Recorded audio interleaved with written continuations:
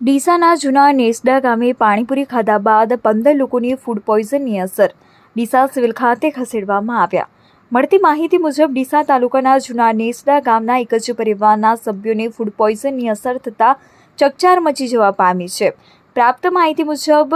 પરિવારના સભ્યો દ્વારા ભીલડી ખાતેથી પાણીપુરીની લારી પરથી પાણીપુરી ખાધા બાદ પાણીપુરીનું પાર્સલ બનાવીને ભીલડીથી પોતાના ગામ જૂના નેસડા લઈ ગયા હતા, જ્યાં કુટુંબના સભ્યોએ પાણીપુરી આરોગ્યા બાદ 15 જણાને ઝાડા ઉલટીઓ થતાં તેમને ભીલડી સામૂહિક કેન્દ્ર ખાતે સારવાર બાદ 4 વ્યક્તિને સારવાર બાદ રજા આપી હતી, જ્યારે 11-10 ઈસમોને 108 4 એમ્બ્યુલન્સ વાન મારફતે ડીસા સિવિલ હોસ્પિટલ ખસેડવામાં આવ્યા હતા। જોકે પાણીપુરીની લારીવાળું રફુચક્કર થઈ ગયું છે। ફૂડ પોઈઝનની અસર થયેલ જેમને ઝાડા ઉલટી અને ચક્કર આવતા તે લોકો